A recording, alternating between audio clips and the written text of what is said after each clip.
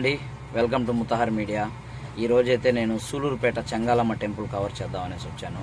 Sorry అండి, మీ అందరికీ క్షమించమని అడుగుతున్నాను. ఎందుకంటే నేను లాస్ట్ టైం అయితే వీడియో తీశాను, ఇక్కడ చాలా కవర్ చేశానండి. కానీ ఈసారి తీయడానికి గల కారణం అయితే మాత్రం స్వయంగా అమ్మవారి పాదాల చేత మనం పూజించబడిన దండ అయితే ఒకటి ఇస్తారు.